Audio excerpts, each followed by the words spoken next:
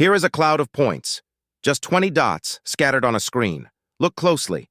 Is there a shape hiding in here, or is it only noise? Let's grow a ball around each point and slowly turn up a single dial.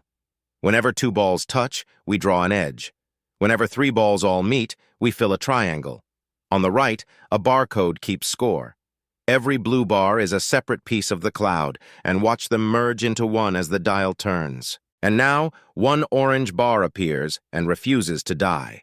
A loop, a hole in the data that survives across a huge range of scales. The cloud was a circle all along, and this single long bar is the proof. This is topological data analysis. To find shape in data, we first need building blocks, a single point, 2 points joined by an edge, 3 points filled into a triangle, 4 points filled into a tetrahedron. These are called simplices, and they are the Lego bricks of topology. Glue these bricks together along shared faces, and you get a simplicial complex. The one rule is that simplices may only meet edge to edge or corner to corner, never crossing through the middle. But our data is just scattered points with no edges given to us. So here is the recipe. Pick a distance, call it epsilon. Connect any 2 points closer than epsilon with an edge, and whenever 3 points are all pairwise within epsilon, fill in the triangle. This recipe is called the Vietoris-Rips complex. And now, the payoff. Once the points become a complex, it is a genuine shape. We can run exactly the homology from the last episode and count its holes, the connected pieces, the loops, the voids. The only new question is which epsilon to choose. There is no single right scale, so we refuse to choose one. Instead, we grow epsilon from 0 to large and record every complex along the way. Because a larger epsilon only ever adds simplices, never removes them, the complexes nest neatly inside one another. That nested sequence has a name. It is called a filtration. Now we play the whole filtration and watch the homology. Every feature leaves a horizontal bar. A bar is born when a hole appears, and the bar dies when that hole gets filled in. The blue bars are connected pieces, dying fast as the cloud knits into one. And here is the hero of the story. One orange bar, born the instant the loop closes. Its birth is at epsilon 0.70. It lives and lives while the balls keep swelling, until at epsilon 1.69, the disk fills, the loop vanishes, and the bar finally dies. The length of that bar is everything. We call it persistence, death minus birth. A long bar is a feature that survives across many scales, a real shape in the data. A short bar blinks in and out, and is almost always just noise. So how do we read a whole barcode at a glance? That is next. Here is a barcode in full. A crowd of short gray bars near the start, and one long bar that stretches across the whole picture. The eye already knows the answer. The short bars are noise. The long bar is the shape. But long lists of bars get hard to compare. So we fold the barcode into a single scatter plot. Take each bar, read off its birth and its death, and drop a point at those 2 coordinates.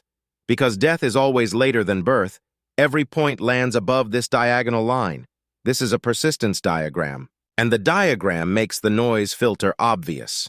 A point's distance from the diagonal is exactly its persistence. Points hugging the diagonal were born and died almost together, so they are noise. The lone point floating far above is the loop we trust. Try harder data, 2 separate circles. Their barcode now carries 2 long loop bars, so the diagram shows 2 points floating high above the diagonal. The diagram counted the holes for us. 2 loops, read straight off the page. We have been building one kind of complex, but there are actually 2 famous recipes, and they disagree. Vietoris-Rips fills a triangle when all 3 pairwise distances are within epsilon. Cech is stricter. It fills only when the 3 balls truly share a common point. Watch them split apart on one equilateral triangle, side length 2. Grow the balls. The moment epsilon reaches 2, every pair of balls touches, so Rips immediately fills the whole triangle. But look at the center. A small curved gap is still uncovered.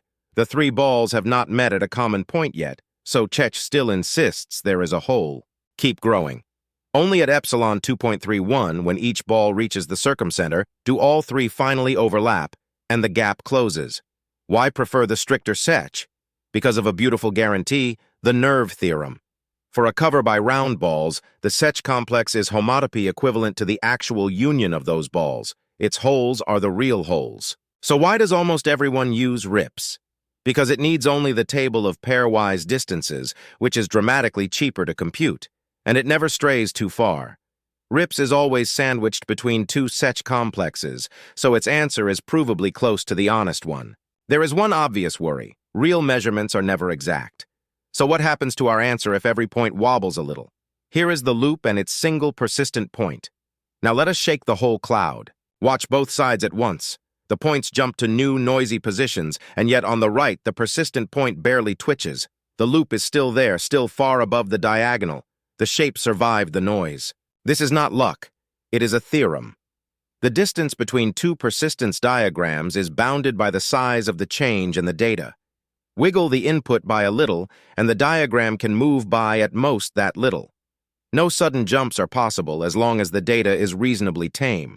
That single inequality is what makes topological data analysis a real measurement tool. Stable, repeatable, and honest about noise. Which raises one last question. If this works on any cloud of points, what about the points inside a neural network? Let us step back and look at the whole machine we just built. Data goes in. We build a Rips complex, run the very same homology from the last episode, and read out a barcode. Notice that nothing in this pipeline cares where the data came from. It only needs distances between points. So feed it something new, the hidden layers of a neural network. A trained network is just a chain of maps. Each layer takes the cloud of data and bends it into a new shape. Take a classic hard problem. One class forms a ring, wrapped around a second class in the middle. The ring is a loop. Its first Betti number is 1. And that single hole is exactly why no straight line can separate the two classes. Now let the network do its work. Layer by layer, it tears that ring open and unfolds it until the two classes pull apart into simple blobs. The loop is gone. The first Betti number has dropped from 1 to 0. In 2020, Naitzat, Zhitnikov and Lim measured exactly this and found that good networks shrink Betti numbers fast. The key was that rectified linear units are not homeomorphisms, so they are allowed to change topology. A smooth, reversible map never could. Now, a careful word. Counting these holes does not, on its own, explain everything a network does. It is a measurement, not a full theory of understanding. But it is the same ruler. The shape of a data set and the shape of a network's hidden world are measured with one identical tool. The very same homology we built for donuts now watches a machine learn. That is where we go next.